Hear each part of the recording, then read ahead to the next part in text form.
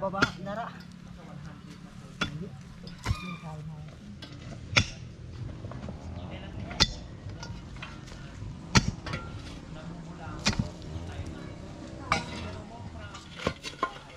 Yan.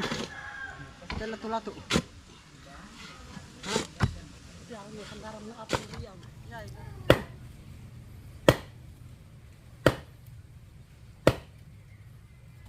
Tigas.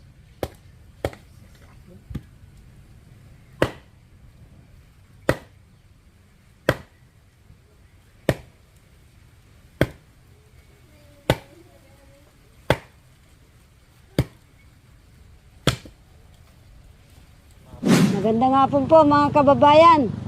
Nandito na po kami ni Madam Lorena at pinapagawa na po yung bahay ko. Kasi po, maraming salamat po sa nagmamahal po sa akin mga kababayan. Di ko po yan malilimutan hanggat wakas po. Yun po ang sinasabi ko po. Kasi po, mga kababayan, kahit po may nararamdaman si Madam Lori, pinilit po niya akong tinulungan dito. Kaya maraming salamat po sa kanya. At na may nararamdaman, kahit na may nararamdaman po dahil sa hingal na akyat namin lakad po. Totoo po yan mga kababayan. Kaya sana po, maraming salamat po sa inyo na nagmamahal sa akin, mga kababayan ko. Let's love you, Carvalita. Narito po kami ni Talita. Siya ay aking kasama, gumagawa dito sa aking bahay. Let me love you, Carmelita. Maraming salamat po sa inyo, kababayan ko. Yan po, kababayan. Maraming salamat po at magandang hapon po pala. Nalimutan ko po, sisilipin natin. Tara na. Ayos ba? Bilis-bilisan nyo naman, nakakaya sa engineer na kasama nyo. Aba, bawal mabagal. Ako'y naiiya sa engineer. Yan po. Habangan nyo po hanggang matapos itong bahay ko po. Maraming salamat po sa inyo.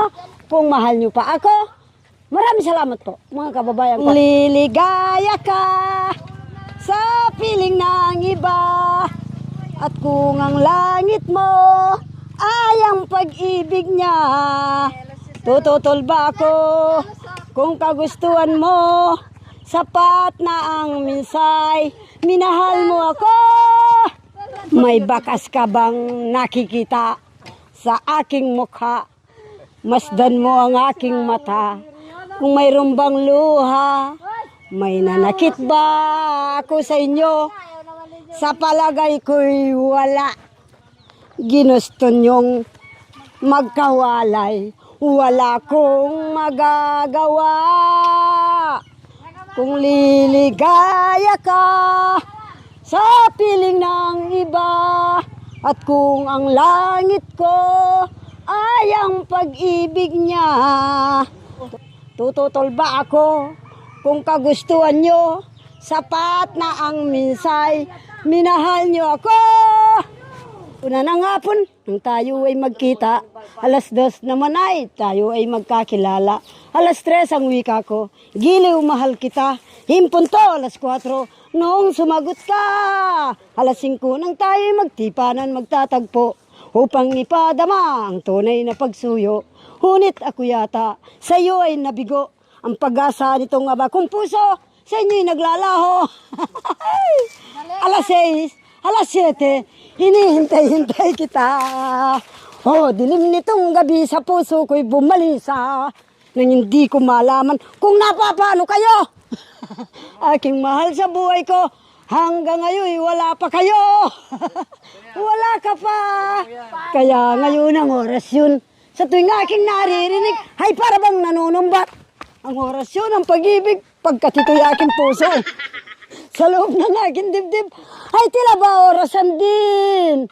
Kasawihan bawat dinggin. Yan po, tinsan ko po yun. Ito mga kababayan, kaya kumuha po ako ng papaya. Kasi po, subukin kong ipakita sa kanya baka para uupo naman po siya. Para lalakas po siya. Kasi ito po yung paborito niya. Panay po ang ano niya doon. Buti na lang po yung mga aitang kamag-anak din doon. Marunong din po. Kahit tumingin lang po siya. "Oh, madam, dito po." Sabi po. "Gusto niyong papaya?" "Oo naman, kung bibigyan kami." "O, alip po kayo rito," sabi po ng kamag-anak. Napuri ko po yung baluga na yun. Hindi ko po alam na ganun din ang isip. Hindi po, wala akong alam na nag-aral po yan, mga kababayan. Pero bilib ako. Nagganyan lang si madam. Ba, inaya kami. "Madam, dito po. Kung gusto mo." "Oo naman," sabi ni madam. Binigyan po kami ganyan kahahaba na papaya. Yun po, gustong-gusto niya. Masarap po. Tapos po, yun po. Bilib ako doon sa ita para lalakas si madam. Totoo ba? Kasi paborito niya ito nakita ko. Laging, oo. Hindi sumobra, pero ito kasi sa kamay ko tumama. Okay naman lang. Nabitawan ko sa ano. Nabagsak lang. Oo, nabagsak lang ng konti. Kaya napalambot. Tigas siya sa taas. Ayan ang nagpitas, pinapitas ko. Mga kababayan, masabi ka. Bibigyan po natin si madam.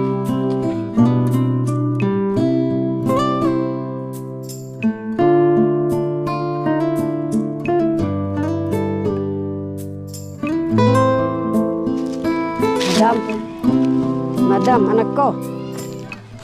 Madam, anak ko, nabibilad ka na.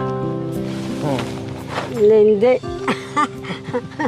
Ito pong papaya. Totoo. Ano yan? Papaya po. Alam ko, paborito mo. Oh, kakulay na naman. Opo. O, Kuri tika. ka ba? Ba, ikaw naman po. Ikaw ba si Cory Aquino? Opo, ako. Iba na siya, Cory Aquino. Wow, Oo. wow, maliit siya Cute. pero malaman, no? Opo. Patikman mo nga yan. Oh, ang sarap naman nito, Masarap fresh. yan. Opo. Oh, tikim nga natin. Tikman mo. Oh, natuto na ako, Mami Di, oh. Wapi. Yung pagbukas. Wow, makanya ng pamamangang ka rin. Baka maligaw tayo. Napalayo akong ganun. Hindi mo alam buksan ng papaya. Kung paano kakainin. Magpakalakas ka po, anak ko. Totoo. Totoo ito, anak ko. Hindi sa acting. Ninervyos ako. Yeah. Ang sarap. Wow. Okay na, malakas na ako. Tara, balik na tayo sa bundok. Ay, vera biro Pinay. Totoo yan nga, bas na Ang sarap. ako pa naman ang lagi mong kasama. Akala yan ang ginawa ko. Adios. Ano ba yan? Ang ganda pa ng pamunas. Uwapin dugo anak ko. Inyay. Walang problema. Iwan eh. Kahit maliliit, masarap. Opo. Nay? Kahit malilinggit, no? Opo. Ayan, Mami Di, salamat. No, na nandiyan ka. Hindi lang nakapagpasaya sa manunood ng buong sambayanan, kundi extra effort pa talaga nandiyan ka bilang nanay ko. Hello. O, kumusta yung mga trabante natin doon, Nanay Di? Medyo mabilis-bilis naman po. Okay naman. Opo. Kaya huwag kang mag-isip na mag-isip, anak ko. Ninenervous ako. Ay. Nanervous ka nung nasa hospital ako? Opo. O bakit naman nanervous kayo? Kasi po, akong kasama mo dito. Akyat-akyat sa bundok. Nakita naman po ng kasama natin, lagi tayong magkasama. Bumagsak Opo, lang talaga. Pati yung BP ko, mga kabayan, yung over niya, biro mo 51. Ang normal naman, 125, 130 over 51, 58, mga ganun. Sobrang baba ng ng BP ko, yung over. Tapos, yung pulso, yung pitik ng pulso, nag-ano din siya nag 70, mga ganun. So, ibig sabihin, talagang over fatigue lang, no, hindi nakayanan. Kaya, sinanay din mo na, kahit papaano, no, turuan mo lang sinanay din, madaling makaka-catch up, no? Madaling makasunod si Nanay D. Awa ng Diyos, nandito si Nanay D. Tapos ngayon, mga kabayan, kahit papaano, medyo lumakas na, no? Kailangan lang talaga ng mahabang tulog, pahinga, rest day, ganun. Kahit dito, nandito kami, no? Katulad nito, ganito ang ginagawa namin. Hihiga lang ako dyan, makakaidip ako, malaking bagay na sa akin. No, tulad nito, habang gumagawa sila diyan, nandiyan naman si Nanay D, dito lang ako nagpapahinga. Hindi pa kami pwedeng umakyat baba sa kabundukan, Nanay D, no? Opo. Kasi sobrang mahirap pa, no? Mahirap pa, baka mamaya matuluyan tayo. Tama po yung mga comment nyo, no? Kailangan health is wealth, no? Kailangan talaga natin ay magpahinga dahil marami pa nag-aantay. Tama po yung mga comment nyo. Kaya pagpasensyahan nyo po muna, medyo hindi pa ako masyadong makagalaw, makapunta sa mga malalayo. Marami pa naantala ng mga schedules natin, pero soon as possible ay unti-unti na rin po natin yan mababawasan. Okay, so first day po namin ngayon sa pabahay ni Nanay D. Isa pa po mga kabayan, napakahirap. Nakita nyo naman yung upload natin kanina, umaga. Super hirap po mga kabayan. Dahil ang unang problema nila dito is tubig, no? Tubig po talaga. Gutin ko po muna, bakit hindi tayo pwede maglagay ng puso? Yes, tama po kayo. Ang diferensya po, kaya natin maglagay o magbigay ng puso dito patubig, kailan po ay hindi pwede kasi nasa kabundukan tayo, no? Hindi natin alam kung baka 100 na tubo ang pagdudugtungin bago tayo magkaroon ng tubig. Mapahirapan po. So, ibig sabihin, wala tayong choice na magkaroon ng tubig dito o magbigay o maglagay ng puso, no? So, ang ginawa namin, nag-ikib kami doon sa saan po yan, Mami D? Ilog po ng... Sa ilog ng Apat Malayo. Ibang bayan pa po. So, more or less 30 minutes ang balikan or two-way. One way lang pala, no? Tama, one way, 30 minutes. So talagang ganyan ang sakripisyo mga kabayan. From the start po mga kabayan, pero grabe na po yung sakripisyo para lang mabuo at mapinsana yung bahay ni Nanay D. Kasi kailangan ng tubig, di ba? Maghalo block sila dyan, maghalo ng semento, kailangan ng tubig. So, ang ginawa namin kahapon, igib ako dito lang ako nag-aantay, nag-relax habang sila ay nag-igib kay si Mami D lang ang sumama. Then, pangalawang pahirapan po mga kabayan, yung ating materyales, dollar. Oh, nagagaling pa sa Japan, sa Korea, sa Amerika, sa Canada, sa Dubai. Iba-ibang bansa po ang pinag-oordiran natin. Take note po mga kabayan, dollar po talaga from bayan aakyat dito ng kabundukan. Every delivery po mga kabayan, 500 pesos tuwing deliver. Charge po, delivery charge. 500, take note. Kung makasampung balik, hakot, kailangan na materials, kundi 10 beses ka rin magbayad ng 500. So wala tayong choice, wala tayong magagawa dahil wala tayong sariling truck, kabayan. Bago mabuo yung bahay ni Nanay D, no, laksa-laksang dolyares mo nang maubos bago namin matapos yung bahay ni Mami D. Kaya sakripisyo, no, sa wala tayong magagawa, wala tayong choice, talagang ganon. At gagawin natin yon dahil wala kumbaga kung puro tayo reklamo doon sa mga presyo, hindi mabubuo yung bahay ni Nanay D. Kaya sa ngayon mga kabayan, okay pa naman, pero sa nais pa pong magpahabol para po sa pabahay ni Mami D, no, at hindi ko pa po alam, no, yung run ng construction dito sa pabahay ni Nanay D. Pwede pa po sa abot ng makakaya nyo ay kailangan pa po natin, no, na kahit munting pagmamahal, ambagan para mabuo yung ating pagmamahal ni Mami D. Maraming salamat po in advance. So ayan po mga kabayan, pasensya na medyo hingal pa tayo, no. Sabi ko nga okay lang na medyo bumaba o over fatigue, wag lang yung bumalik talaga yung dating nagkaroon ako ng breast palsy na halos isang linggo, no, na talagang lumayla yung right side ko na pisngi, no, wag lang. Pero binabantayan ko pa mga kabayan, wag lang talaga. Kasi nung nakaraan, utal ako magsalita, no, parang na-stroke. Utal, tapos parang pilipit yung dila ko, no. Tapos yung ibang litra hindi ko mabibigkas. So wag naman sana ang umabot sa ganun na tulad nung nakaraan na naramdaman ko dahil sa sobra din yung trabaho natin, over fatigue din, lahat-lahat na nandoon na, no, kaya dahil alam naman natin yung trabaho very stressful, no, pagod, puyat, nandoon na lahat, pinagsama-sama na. So okay, so ayan lang po, pakiabang-abangan nyo po, pasensya na. Sabi ko nga po sa sarili ko, mga kababayan, patay kang bata ka. Bakit ngayon pa kasi nagpakita itong mga ito? Inanyan ko po. Kumusta po pala yung pag-iigib nyo kahapon, Mami D? Maganda Nakita naman ko kanina sa video. Grabe, ang hirap, Mami D, no? Opo, napaupo na lang Paano ako doon pala sa pag bato. wala tayong sasakyan? Anong gagawin natin? Uwapin po anak ko. Ano ba ito? Maglalakbay tayo, maglalakad tayo papunta doon, magdala ng Opo. tagi-isang galon. Sa- Anong gagawin natin doon, Mami D, kung wala tayong sasakyan? Nahiya na nga po ako sa mga sponsor natin. Nahiya pa ako sa'yo. Kahit may ganun-ganun ka, pinipilit mong, sige nanay, walang tubig. Nakakahiya sa kinausap pong engineer. Sabi mo, ay, O, sige kailangan po. kasi nila yun kahit hindi tayo inutusan. Opo, No, alam kasi natin na gagamitin nila yan, kundi nagkusa na tayo. opo, 'Di ba? opo, Para hindi maantala yung ginagawa natin. Pero at least nandoon kayo opo. na samahan nyo sa pag-iigib Opo. ng tubig. Ano? Opo, maraming salamat po. Pero mga kababayan, sakali po makita pong mahiga dito itong madam natin, pwede ko pong patulugin sila. Siyempre, ang layo-layo. Tapos pupunta na Believe naman ako doon. sa iyo kahit ganito yung pamumuhay, pero yung katulad nito, pag-asikaso sa mga bisita, no, sa bagay hindi na ako bisita. Anak mo Opo. na ako, pero ang ganda pa rin ng binigay mong accommodation sa akin. Wala silang makikitang hotel na dito pinatulog na sa ilalim ng punong Opo. ng Akong bilib sa'yo. Kahit pa santol. paano. Opo, kahit pa paano. Bigyan mo lang ako ng sapin dito.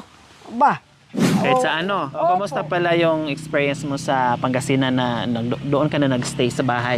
Wala po.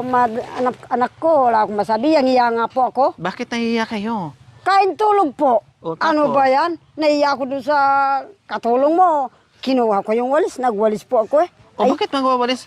Yan ang gusto ko doon sa'yo. Kain tulong Opo. kasi maraming kumikilos doon. Oo nga po, pero naiya ako. Sa'yo, Gusto ko anak kain, ko. tulog, Ha? kape, manood ng manood ng TV, relax, pa-aircon, Opo. laruin yung mga anak ko doon na dalawa. Opo. Dahil nasanay rin po akong gaganong-ganon paggising. Ano naman gagawin ko ngayon? Ganon po ako anak ko. Mulang bata. Ano raw ang gagawin ngayon? Pwede naman siguro, kasi siyempre, katulad ni Mami D, kahit sabihin mo merong taga-kilo sa bahay, Opo. pagkatulad niya na sanay sa gawaing bahay, nabuboring, pwede naman po, halimbawa, kung gusto niyo talaga magwalis, pero hindi ko kayo inuutosan ha. Opo. Kung gusto niyo talagang kumilos kayo, para hindi kayo parang Opo. tinatamad kayo na walang ginagawa, yung kwarto pwede mong walis-walisin. Opo, inalis ko Oo. naman po anak ko. Pero kasi- yung mabibigat na bagay, wag na. Yung walis lang. Opo. Oh, sige, Nakikita ko po kasi walis-walis. may mga langgam. Wala naman ako inakit na candy rito. Oo. Yun po, nagwalis po ako. Pati yung mga sulok. Oh, yun. Pwede Oo. yun. Para at least Binawasan ko po para... exercise. Opo. Binawasan Kasi ko sanay po. kayo sa ano Ay, totoo trabaho. po, anak ko. Ano ba yan? Hindi ka sinungitan sa mga kasama sa bahay? Hindi naman po. Sabihin mo sa akin pag sinungitan ka ha. Hindi po, anak ko. Sabi, nanay, pagalitan kami. Diyan ka lang, manood ka. Sabi nila. Opo. Sabi ko, ganun ba yan? Pag kikilos ka, Opo. ayaw nila. Ayaw po, pagalitan mo raw po. Ay, ikaw naman. Akala mo naman, superstar ako. O kasi sabi Ikaw ko kasi, naman, wag yung... Totoo po. Nagpahinga ako dito, nilapitan mo, dinistorbo mo ako, Mami D. Sorry po. Magkatulog na sana ako. Ay, anak ko. Kaya, Hinayaan nga kita nagyaw-yaw doon eh. maraming salamat po, Lord. Kasi dinadalaw na ako ng antok ko sana. Opo. Bigla naman kayo lumapit. Hindi ko akalain na hanapin Takot mo kasi ako dito. sa iyo minsan na magtabi tayo. Kasi pag nakalapit ka na sa akin, parang wala na. Hanggang bukas na yung kwentuhan, wala nang katapusan. Ako, wapin eh. Kaya, Minsan nga po mga kabayan, magbiyahe kayo ng 3 hours. Siyempre, grabe na yung akyatan namin. Maghapon na kami doon sa kabundukan. Siyempre, pagdating sa sasakyan, kaya minsan hindi na ako makapag-reply. Late yung reply ko. Kasi hindi na ako magre-reply sa loob ng sasakyan. Kasi parang doon ako kumukuha ng nap. Relax ko na. Kahit minsan hirap ako matulog, pero nakapikit lang yung mata ko, makarelax ako, okay na.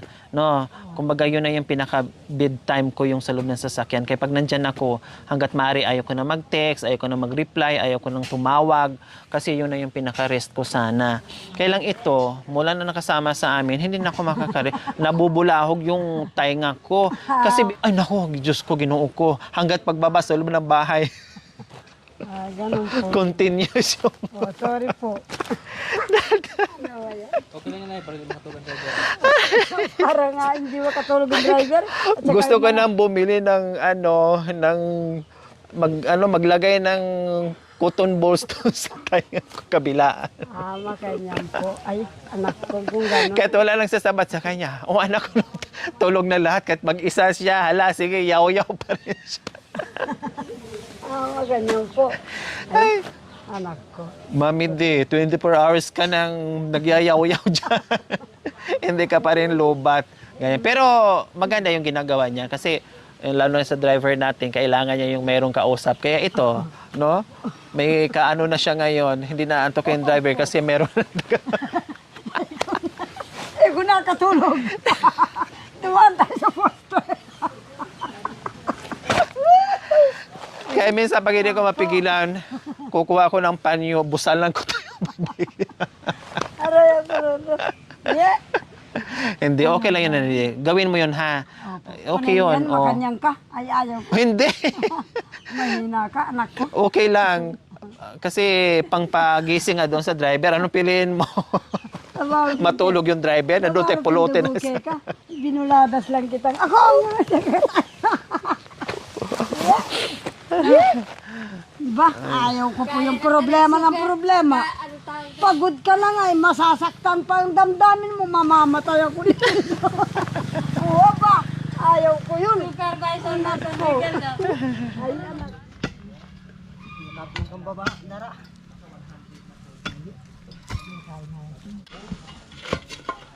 Yan. Lato-lato. Yan, may kandaram ng apong riyan. Yan.